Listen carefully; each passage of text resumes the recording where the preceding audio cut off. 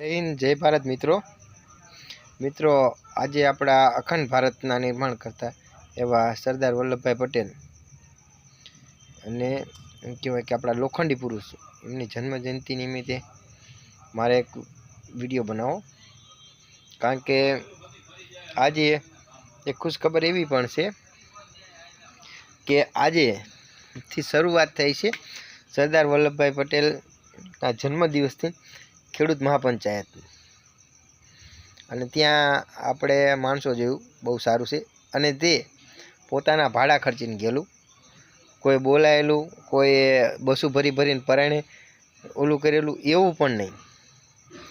અને બીજી તરફ આપણા ગુજરાતમાં બહુ તકલીફ હતી, અને એક વિડીયો એવો પણ જોયો, જોકે બહુ સિરિયસ આપણે આ બહુ માનતા નથી, પણ એક હાસ્ય માટે અને ખરેખર જે માનવાવાળા એના માટે કે ભાઈ આપણા સીએમ સરદાર પટેલની મૂર્તિને પુષ્પરોહણ કરતા હતા અને ઉતર્યા એટલે લપસીને પડ્યા. અને એક ત્રીજો વિડીયો મેં જોયો કે આપણા દેશના વડાપ્રધાન સ્ટેચ્યુ ઓફ યુનિટી આવ્યા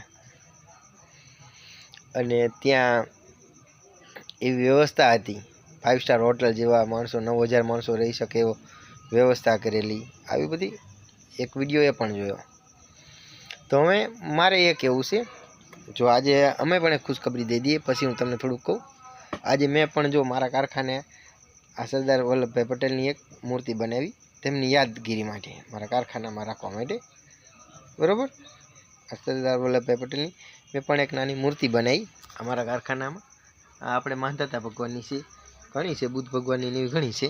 એટલે ચલો એ પણ મારે એક એમ કહેવું છે કે જો આપણા દેશના વડાપ્રધાન આવી ગયા, એટલી વ્યવસ્થા થઈ જાય, આપણા દેશના થઈ જાય. સનાતન ધર્મની વાત એ લોકો કરવાવાળા પાછા વડાપ્રધાન, ખેડૂતોની વાત કરવી ભૂલી જાય. અને બીજી વસ્તુ ખેડૂતોની ઓલી થઈ એ પણ મને બહુ આનંદ થયો. અને પણ મારે એ બધી વસ્તુમાં એક વસ્તુ એ ભૂલાઈ જાય છે કે 2 દિવસ પછી આપણી પરિક્રમા થવાની છે.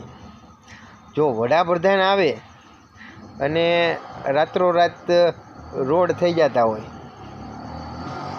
મને તો એવું જોયેલું છે કે આમ કેટલું બની જાય, હારી હોટલો 5 સ્ટાર જેવા હોટલો જેવા તંબુ થઈ જાય. તો એ વડાપ્રધાન કયો એકાદ વખત અમારી પરિક્રમામાં આવે, કમસે કમ લાખો હિન્દુ શ્રદ્ધાળુ જે વરસાદના હિસાબે, કારણ કે માણસને જવું છે એ તો જવાના છે, જોકે અમે તંત્ર રોકી દઈશું, પણ ખરેખર તંત્રએ એક વિચાર કરવા જેવો છે કે જે આપણી સાંસ્કૃતિક ઓલી છે. તમે હિન્દુ રાષ્ટ્રની વાત કરો ને પળાની વાત કરો, 2 જગ્યાએ હું જાઉં છું અને બેયની એક પ્રોબ્લેમ કહું, રસ્તાની. ત્યાં જો પરિક્રમામાં લાખો શ્રદ્ધાળુ જાય, તો એ 30 કિલોમીટર રસ્તો એવો કેમ ના બની શકે જે કોઈ દી તૂટે નહીં, સારો બની જાય, આરસીસી થઈ શકે. ભલે તમે એમ કહો કે નેચરલ કુદરતનું બધું છે, ચલો આપણે કુદરતી રીતે પણ એવું થઈ શકે છે કે દાખલા તરીકે પથ્થરના ટુકડા કરીને પાથરી કે એમાં ગારો નહીં થવાનો, એવું ઘણું થઈ શકે છે. કરવું બે હોય તો, પણ તંત્રને એ નથી કરવું. તંત્રને ખાલી કે ભાઈ પરિક્રમા નામે જૂનાગઢમાં જે ફંડિંગ થયું એમાં બસ જે થયું હોય, એટલે એ આપણો વિષય નથી, એટલે આપણે એમાં કંઈ બોલતા નથી. પછી બીજી વસ્તુ, તરણેતરનો મેળો જે આપણો ગુજરાતનો 1st નંબરનો મેળો કહેવાય, અને ઇન્ડિયા લેવલમાં એ મેળો ઓલું થાય. આપણો સાંસ્કૃતિક ઓલી છે, પરંપરાગત મેળો છે. એ મેળામાં જાય એટલે જવાનો એક જ રસ્તો છે, આવવાનો રસ્તો એટલો ભીડમાંથી હાંકે ને એ લોકો, ત્યારે તંત્રને કોઈ દિવસ ભાન નથી થતું. અને મેં તો કેટલાય મેં વિડીયો બહુ બનાવ્યા નથી, પણ આજ મારે બનાવવા પડ્યો, કારણ કે આજ મને એ પણ બળતરા થઈ કે જો વડાપ્રધાન એકવાર આવી જતા હોય, એવું થઈ જતું હોય, તો વડાપ્રધાનને એ પણ કહેવાય ભાઈ ચારક પરિક્રમા કરી લ્યો. કારણ કે જો વડાપ્રધાન એક વખત પરિક્રમા કરી લે એટલે સમજી લો કે આગલી આપણે 10 પરિક્રમા 5 થી 10 પરિક્રમા સુખ થઈ જાય, કારણ કે વરસાદ આવે તો એ રોડ ન ધોય સરખા થઈ જાય, કારણ કે અહીંયા બહુ પછી કે વાહન પરિક્રમા સિવાય બીજું કોઈ હાલવતા નથી અને બહુ લોડિંગ વાહનની કોઈ ઓલી હોતી જ નથી. તો એક વખત એ પણ સારું કરી નાખે. એક આ તરણેતરના મેળાની જે રૂટ રિટર્નમાં વીડમાં કાઢે વર્તિખેલ એ પણ સારો કરી નાખે. એના માટે તંત્રએ ધ્યાન દેવું પડે અને હું આ વિડીયોના માધ્યમથી જણાવું છું, તંત્રને જાગૃત કરવા માગું છું અને લોકોને પણ જાગૃત કરવા માગું છું કે ભાઈ ખરેખર આ વિડીયો શેર કરજો, ત્યાં સુધી પહોંચે એવું કરજો, કારણ કે આ વસ્તુ રહીને થવા જેવી છે. આપણને ખાલી કોણીએ ગોળ લગાડીને મૂકી દે, ન તમે આમ ચાટી શકો ન તમે ખાઈ શકો. અને આ એક નહીં, બધી સરકારોમાં પણ હવેથી આવું ના થાય એના માટે પબ્લિક જાગે, એના માટે આ વિડીયો શેર કરજો અને બીજા બધાએ પણ આવો વિડીયો બનાવો. જ્યાં જ્યાં તમને અન્યાય થતો હોય દેખાય તમારા હક માટે, જો તમે તમારા હક માટે ના બોલી શકતા હોય ને તો તમે કશાય માટે નથી બોલી શકવાના.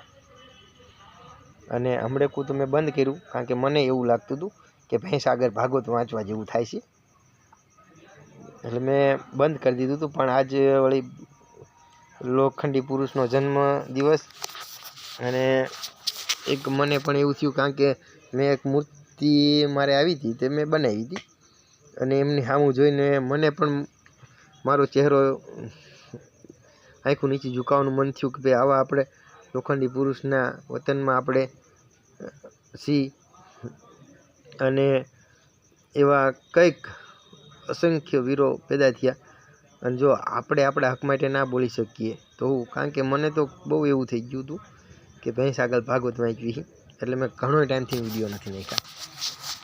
એક ટાઈમ મેં કેટલાય ગ્રુપ મૂકી દીધા, કેટલાય ઓલા મૂકી દીધા, સોશિયલ મીડિયાના પ્લેટફોર્મ કેટલાય મૂકી દીધા, સેવાકીય પ્રવૃત્તિઓ મૂકી દીધી, કારણ કે નકરી સરકારનો વાંક નથી, આપણી જે આંધળી પ્રજા છે ને એમનો એ વાંક છે. એ બોલતી નથી, પોતાના હક માટે નથી બોલતી. આમ નીકળતી હોય રોડ વચ્ચે ખાડો હોય ફરી નીકળે, પણ એમ ન કે આ ખાડામાં કોક પડશે, એટલે એવી છે. એટલે એ પ્રજાને પણ જાગૃત થાય એના માટે આ વિડીયો નાખું હું. અને જેમ બને એમ આ વિડીયો શેર કરજો, સરકાર સુધી પહોંચાડજો કે ભાઈ આ બે વસ્તુ અમારે જોઈશે.